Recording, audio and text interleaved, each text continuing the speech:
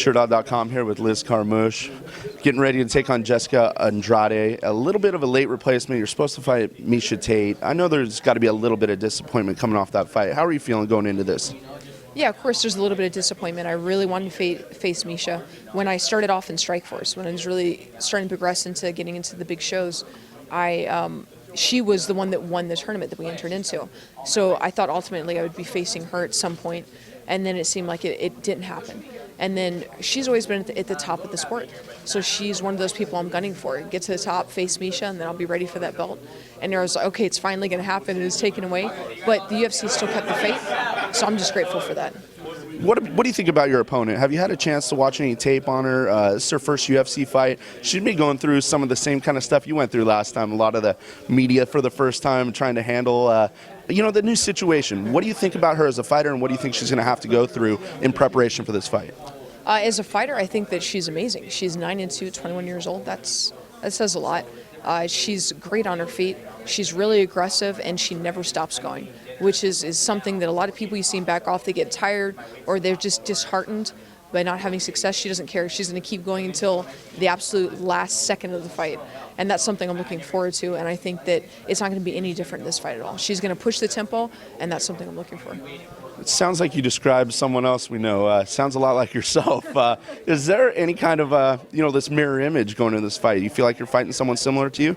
Yeah, absolutely. She's a well-rounded fighter, and she's really great on the ground. She's good at ground pound, she's good at submissions, and she's aggressive on her feet. So essentially I'm fighting somebody very similar to me, and let's see who comes out of it, which Liz comes out stronger. Now, you went through an amazing experience, I'm sure. Maybe you didn't get the result you wanted when you fought Ronda Rousey. I'm sure you didn't get the result you wanted. But it's got to be a big learning curve, a big learning experience for you. What did you gain from that experience, and what do you think you take forward in your MMA career from it? I gained a lot in that experience. I had always thought going into it, looking at the prime times, I was like, there's no way I'll ever be able to let people into my life like that and to handle all that immediate attention and still be able to train and to function. And I found out that I was wrong. And I also realized really what it takes to be a champion, to hold all of that pressure and to still be able to perform the way they do. And it was a lesson for me on what I need to do to get to that point. Do you feel you grew as a person as well? You did, like you said, let a lot of people into your life, not just your fighting career, your personal life. I think it was known within the MMA community, but you did this in front of the mainstream media. I mean, it had to be a hard thing to do. Did you grow as a person from that as well? I did grow as a person, and I think the primetime crew that I was able to connect with and that they came into my house, if they'd been anybody different, I probably would not have had the experience that I did, but they were absolutely amazing. And they made the experience great. They became almost an extension of our family, an extension of the gym. We still text each other and keep up. If I don't think anything any different, then yeah, I probably wouldn't have grown in that situation. Be like, oh, I don't ever want to do this again. This is horrible. But it showed me that you just have to find the greatness in people, and that made it so much easier. What was the response for you? It seemed like it was pretty good. It was really great.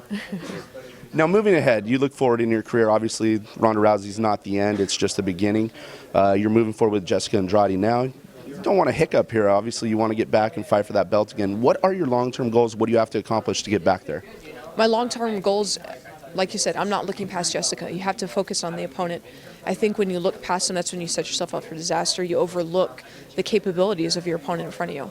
So I'm not looking past her, but I'm definitely dreaming ahead into other possibilities. And my long-term goal is always that belt. That's always what I'm going for. Miesha or Ronda, who's going to win that fight? You have a good chance to be fighting the winner of that, I would think, if you come out with an impressive performance here.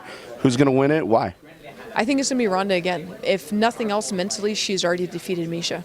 And they have this animosity and this drama going into it that Ronda seems to be on the top end of winning. Who knows? I mean, that could play a big factor, but she already knows that she's beat her and physically done damage and knows how to beat Miesha. So I see that going again for her.